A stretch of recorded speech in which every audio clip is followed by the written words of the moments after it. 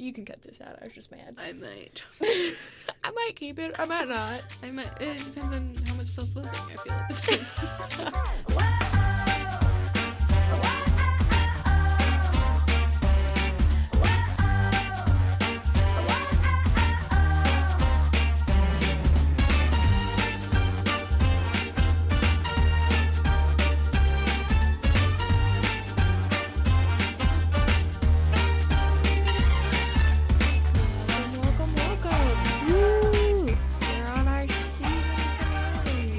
That's what we're doing. We should call it semester finale because we're only doing this semesterly, but... Semesterly. That's good. I like the word. Thanks. I made it myself. I'm a linguistic person. I can tell. Anywho. I'm Madison Brandel. I'm Maggie Crady. And this is Herstory, episode 7.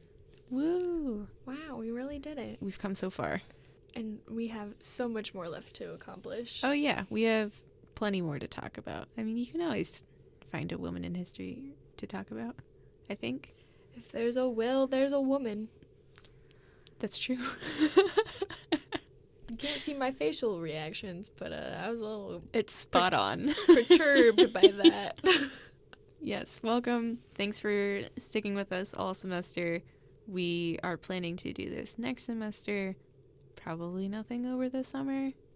No, I need money. Yeah, same. So we'll take a little bit of a hiatus and then come back fresh and well-researched. Yeah. In August-ish. Insert tagline. We aren't historians. We swear we just do the research so you don't have to. I sound like I have a lisp. I don't think so. I have a hard S. We swear. We swear Oh on God. the precious. We swear. This week, our other tagline is a little different. This week, we'll be talking about many women, but this is still her story. I'm way too proud about that line, by the way. I'm pretty excited about it. Yeah. I like it.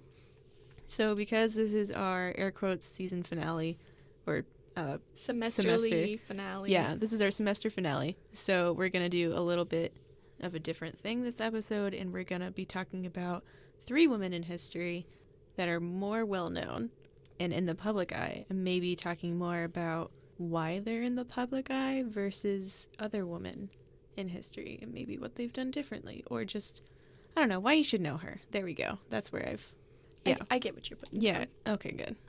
Yeah, this is the I know her, but why do I know her episode. I like it. I like the title. It's got like 3 different titles. Semester episode, season finale. Why I know her, but why do I know her? We didn't know what else to talk about.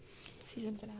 Yeah, it's been a busy week. So this is a little less research-based, and it's more just listening to our opinions for a little bit. So our first person that we're going to talk about is Ruth Bader Ginsburg, aka the notorious RBG. So her career overview is she is an Associate Justice of the Supreme Court. In case you didn't know. That's why you probably know her. Mm-hmm. She is the second woman ever appointed by the court and one of 4 women still serving currently. She attended Harvard when she was already married with kids, and she transferred later to Columbia where she graduated, tying first in her class. In her early career, she was rejected for a clerkship for the Supreme Court because of her gender by Justice Felix Frankfurter.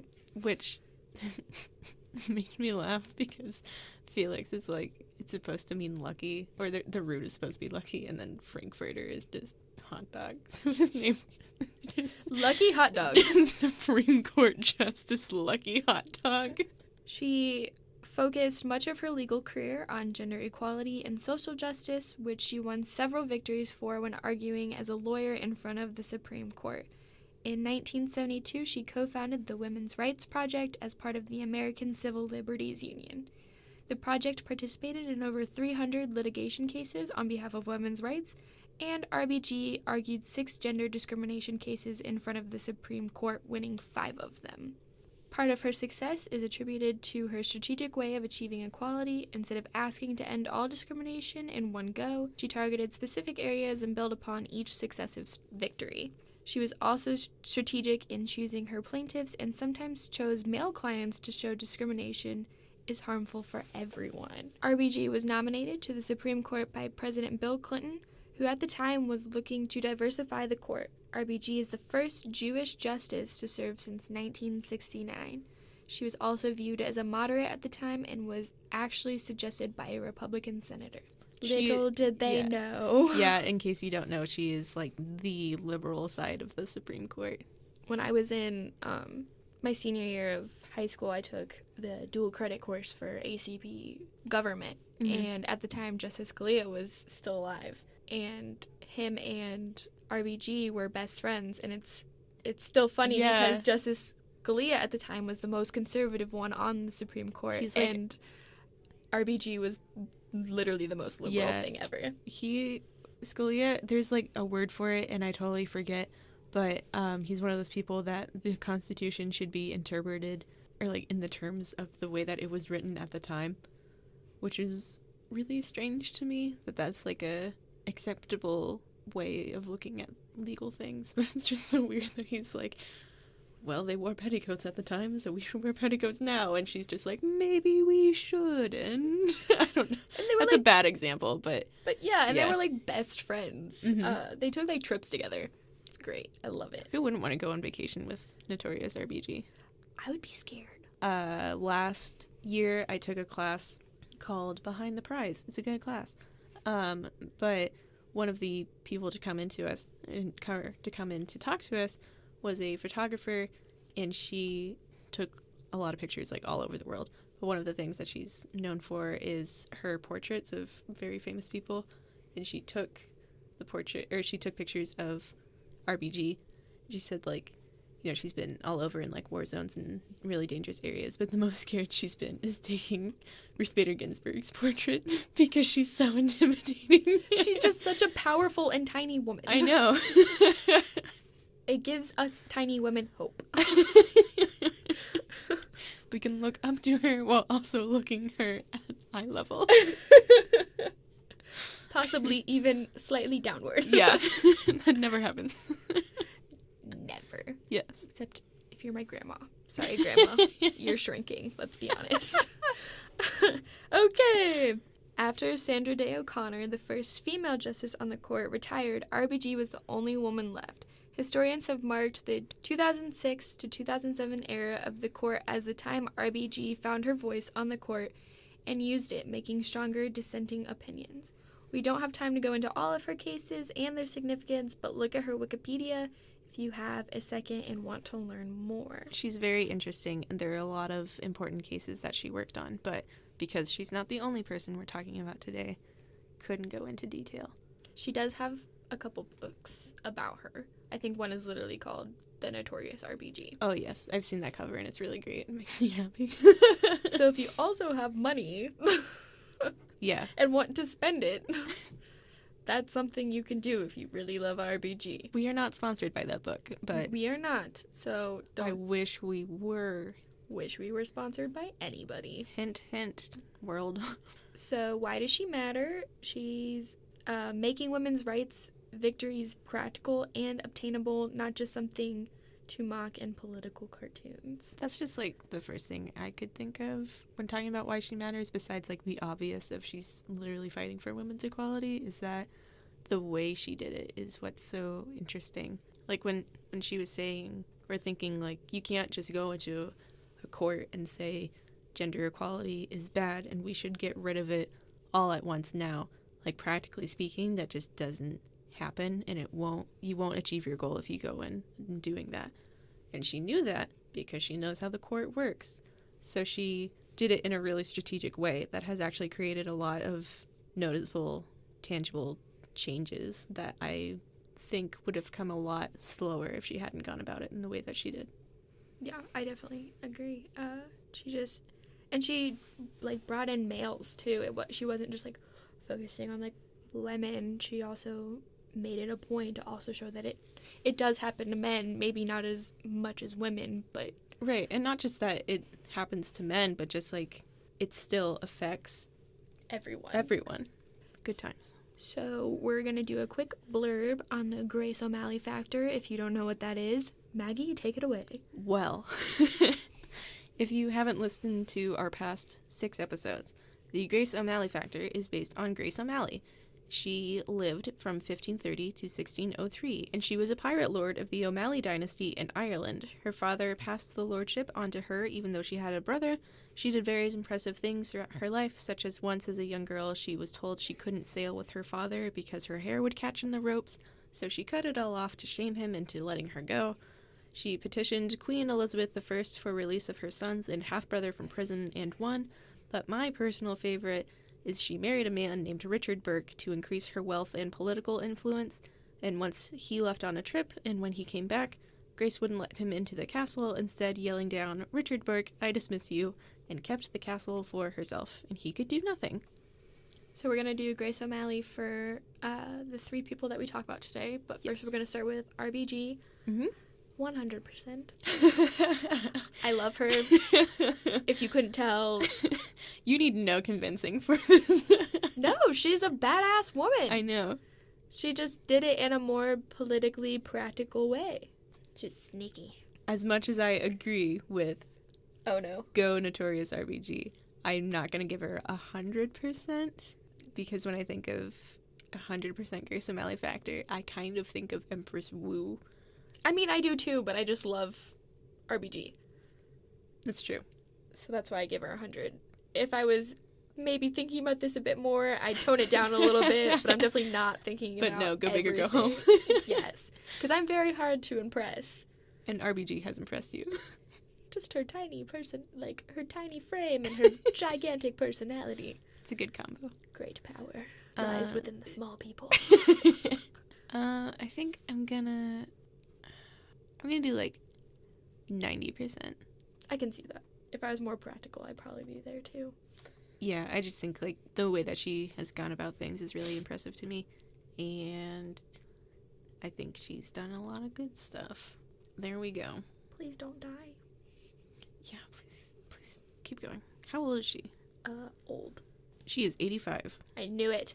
Knew she was 80-something. It's close, right? So 100% for impractical reasons and 90% for practical reasons. But still an A, so. You still passed. Yep, good job. Flying colors. So, who's next? I am going to talk about Sally Ride. She is an astronaut, or was an astronaut. She joined NASA in 1978. She has several firsts to her name. In 1983, when she first went into space, she became the first American woman to do so, the youngest American astronaut to go into space at the age of 32 ever. And after her death, it was also revealed that she was the first known LGBT person to go into space. Nice. She was with her partner, Tam O'Shaughnessy. Sorry if I'm pronouncing that wrong. From 1985 until Ride's death in 2012. And Tam now serves as the Chief Executive Officer and Chair of the Board of Sally Ride Science. And the two co-wrote 6 highly acclaimed childhood books about space while Sally was alive. I can tell my period is coming because I read that and I teared up a little bit. Oh, no. It's like they just write books for children. Yeah. Uh-oh. Yeah. Anyway, in her early career, the media often focused on Sally Ride because of her gender, and she was often asked questions during interviews such as, "Will the flight impact your reproductive organs?" and "Do you often weep on the job when something goes wrong?" ? I saw a while ago, I just remembered it. They asked if 100 tampons was enough for her period while she was in space. Hey, we should have better sex ed. Anyway, Let's not talk about abstinence and just talk about, like, what sex is. Okay, tangent over. So, Ride went into space 2 times, both on the Challenger, and she was preparing for her 3rd flight when the Challenger disaster occurred in 1986. In case you don't know what that is, basically just the shuttle took off. It didn't even break Earth's atmosphere yet, I think, and then it just blew up, and unfortunately, everyone on board died. So she was named to the Rogers Commission, which was the presidential committee appointed to find the cause of the explosion, and she served as the head of the subcommittee of operations. After Ride's death, General Donald Katina? Coutinho? Yeah. Donald K. Yeah.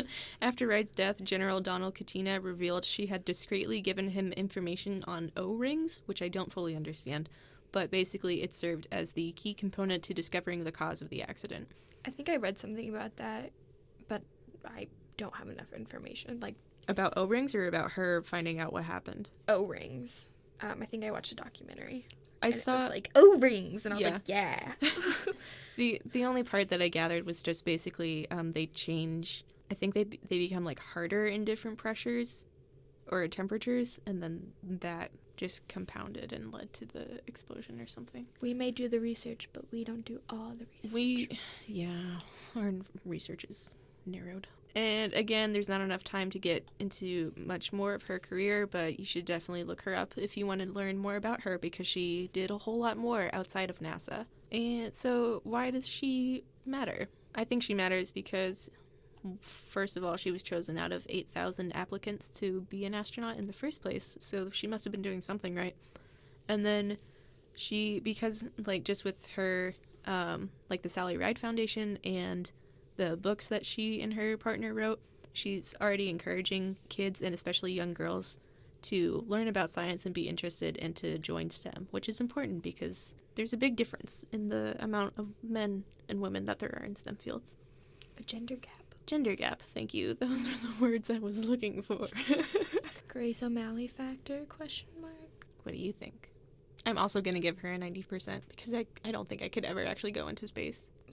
When you put it that way. I was going to say 85, but yeah, as much as space is cool to me, first of all, I don't have the lung capacity or the medical, standards for going into space. So that automatically cuts me out. Yeah, I would say 90. Yeah, she's incredibly smart, and she, just really, actually was a pioneer to do a bunch of different things. So 90%.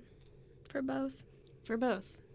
Good job, Sally. I know you care about what we think. Yep. Us little fellows.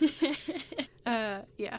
So, we've got another one. Yes, our third person is Oprah Winfrey. Whoa. First of all. Yeah. She is worth $2.8 billion. Billion with a B. Yes. Which is crazy. Just I can't. What do you do with all that money? Yeah. Well, if you're Oprah, you give it away. But I can't. You get a car, and you get a car, and everybody gets a car. Sorry. That would be great. I would like my college to be paid for. Yeah, can we email Oprah, ask her to sponsor us? At Oprah, sponsor my college. Please. I'm gonna be a psychologist. Does that help? Can I interest you in a psychology degree for me? So, yeah, she is worth $2.8 billion. She is the richest African American and North America's first multi-billionaire black person. At the age of 19, while still in high school, Oprah got a job at a local radio station in Tennessee, and her emotional improv delivery eventually got her noticed and transferred into daytime talk show area. She was both the youngest and the first African-American female news anchor at Nashville's WLAC-TV. She was eventually moved to co-anchor Baltimore's 6 o'clock news in 1976, but was removed from her position by 1977 and given lower-profile jobs at the station. I couldn't find why, but I think I've heard her talk about that before, and I think it was a combination of racism and sexism. What's new? I was about to call it genderism. Wow. Genderism. It's been a long day. Sex gap, genderism. In 1983, Oprah moved to Chicago to co-host the morning talk show AM Chicago, the lowest-ranking show at the time, but within months, the show rocketed to tie for first place in ratings. Film critic Roger Ebert saw her success and predicted she could generate 40 times as much as he could with his show, and convinced her to sign a syndication deal, which led to the show we all know as The Oprah Winfrey Show. Whoa. Although she wasn't a respected journalist at the time, her interview style and ability to get guests to open up made her show an instant success. She also broke ground on the types of guests she would have on, and many had given her credit for helping the LGBT community into mainstream television. She co-founded the cable network Oxygen and is president of Harpo Productions. Credited as the most influential woman in the world and one of the greatest philanthropists. Do you know why it's called Harpo? No. It's Oprah backwards. You sneaky woman. I know. I like it. This is my network. This is my network. These are all my networks. Dang it, Oprah. Some also fun facts. She has an honorary doctorate from Duke and Harvard, and she was also given the Presidential Medal of Freedom by President Obama. She's pretty nifty. I think because of her endorsement of Obama during his first campaign, that people credit her with getting him, like, at least 1 million votes. Thanks, Oprah. Thanks, Oprah. So, Grace O'Malley factor.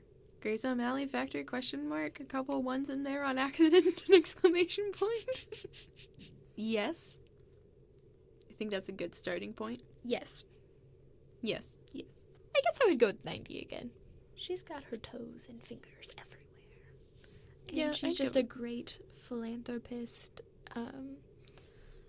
She's just done a lot. I would go with 90. If you're described as the most influential woman in the world, That's saying something. I mean, you've obviously done a lot of good stuff for you to be given that title in the first place. Good job, Oprah. Good job. 90%. Please sponsor us if you want. Please sponsor my college tuition, not just the podcast. So that is all 3 women that we have for this show. Woo! But wait, there's more. There's always more. Instead of our usual current news, Maggie, what are we going to be talking about? This section is called The Future is Female. So instead of a news section, we're going to be talking about women in the various areas, I think mostly social and cultural areas, that influence us or what we do, and people that we feel like should be talked about in the future and will be role models for future generations. So do you want to go first? I can. I didn't do much research on this, but I just felt like these 2 women, although they're kind of in the spotlight now for what they do, I feel like they can continue to do stuff. So my first one is Zendaya. She's an ambassador for Convoy of Hope, which is a nonprofit organization known for international programs such as disaster relief and feeding the hungry/poor. She used her 18th birthday as a campaign for feeding hungry children. And recently on BBC, she called out Hollywood's beauty standards and, quote, "As a light-skinned black woman, it's important that I'm using my privilege, my platform, to show you how much beauty there is in the African American community," which is just something that I saw and I was like, yes, girl. Yeah. She also called out beauty standards before this in 2015 when she was 19 years old because she was heavily photoshopped, like, for her hips and torso. Mm-hmm. I was following her at the time and on Twitter, and she showed the original and then the Photoshop, and she was like, this is not okay. Yeah. For anybody, especially for young women. And so I really, really think she can do something. Didn't she start on Disney Channel? Yes, essentially. That's when we really got to know her, was Disney Channel. She's still on Disney Channel, actually. No, Casey Undercover stopped. What? Don't ask me how I know that. Actually, I think I follow her on Snapchat, and that's why. I do know that she had a really big role in that show, like getting it off the ground and getting it into a role that she was actually comfortable representing. Like, this character doesn't suddenly have the ability to sing and dance. Like, she can actually be awkward, and she's into STEM. Yeah, I thought that was interesting because yes, that character makes sense, and I've seen that character before, but I don't think I've seen it through Disney Channel specifically. Yeah, everybody just sings and dances. Yeah, so that was good that she's like, they're not gonna have a music career. No. No, thank you. The second person that I'm going to talk about, I just love her. It's Chrissy Teigen. She's already big in social media. She's like a social media like butterfly, but she's not afraid to say what she wants, using her life as an example to learn from rather than keeping things hidden, such as she shares her life with infertility, postpartum depression, and she doesn't let trolls on social media get to her. Like, she will clap back. Like, she is not afraid to call you out. She gets mom shamed a lot. She does, but she's like more so than any other celebrity that I can think of. I don't know why it is. It's because people are like, she's not afraid to share, but like, man, she's really messing up, and she's like, no, I'm freaking not. Like, yeah. I'm fine. Like, I know what I'm doing. It's like the way that she holds her baby or something like that. And it's like, I just haven't noticed what the other celebrities or people complaining about other celebrities. Maybe it is because she's such a big figure, but there's no right way to motherhood, guys. Yeah. You can hold your baby in many ways. So, like, with the whole trolls and like the motherhood shaming, she's also an advocate for women of color and elimination of body shaming. Good things. I follow her on Snapchat as well, and she literally, there's just some posts where she's just towel around the waist and she puts emojis on her boobs, and she's just like, I'm cooking.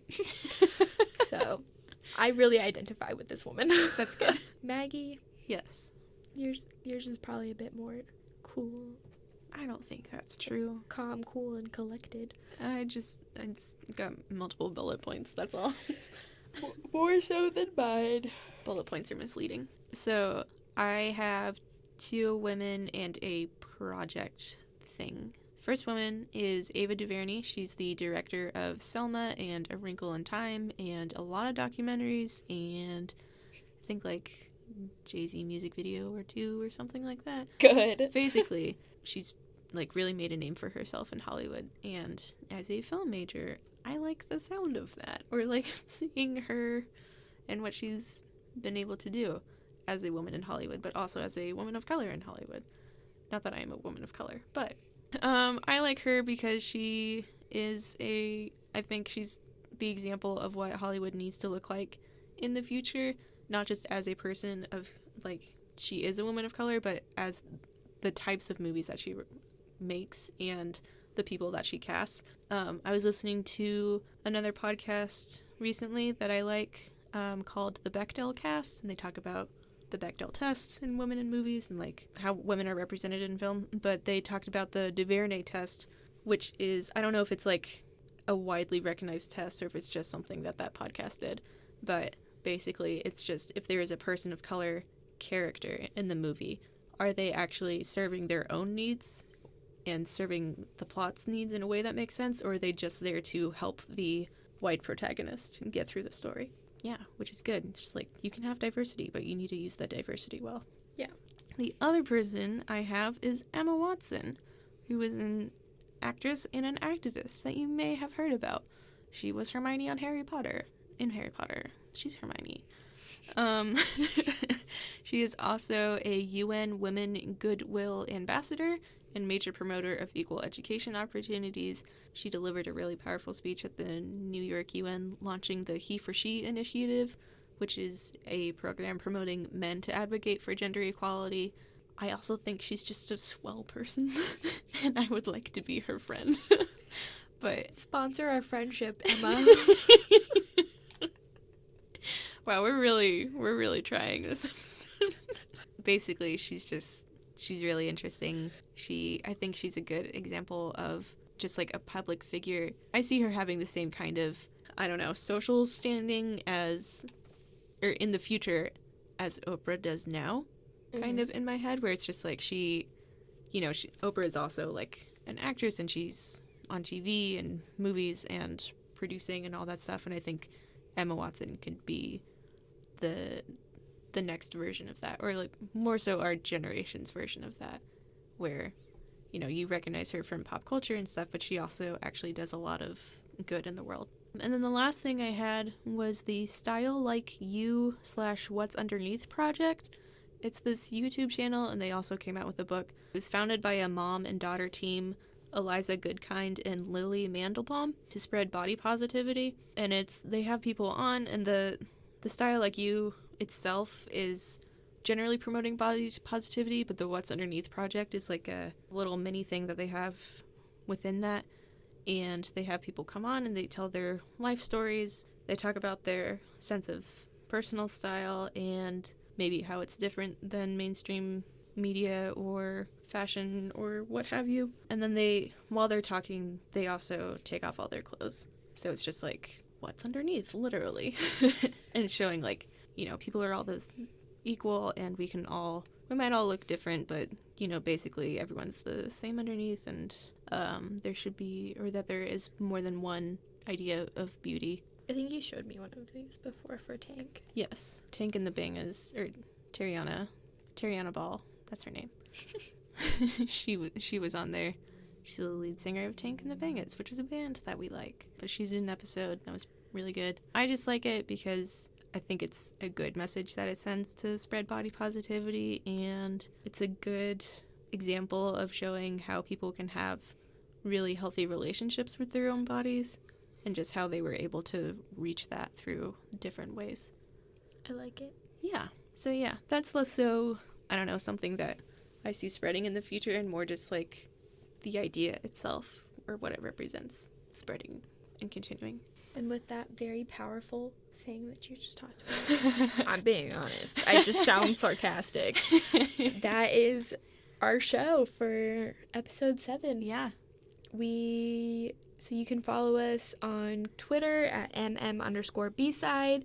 It's called that because we have a radio show. It's currently Sundays at 5 on WIUX.org B-Sides. It will probably change next semester, but we will stay on B-Sides. Yes. So we will obviously update on that. You can also follow us on Instagram. I made my Instagram handle a tad bit shorter. Whoa. It's at madison.brandle. And mine is still the same, at maximum_overdrive. And yeah, all episodes of Herstory can be found on YouTube currently under my channel called Maggie Crady, like me. And they should be on WIUX website soon. Hopefully. We are trying to figure out whether or not it's also going to be on iTunes or Google Play or what have you. Yeah, so just focus on Maggie's YouTube channel until further notice. If you do follow us on Twitter, Instagram, or subscribe to our YouTube or subscribe to the YouTube channel, feel free to leave a comment or DM us about your favorite woman in history and why she should be the subject of our next episode. Just because we're taking a break over the summer doesn't mean we're not going to be working on this. So yeah, I'll actually partake in the research. Oops. Thank you for listening, and we hope to have you back next semester. Thanks.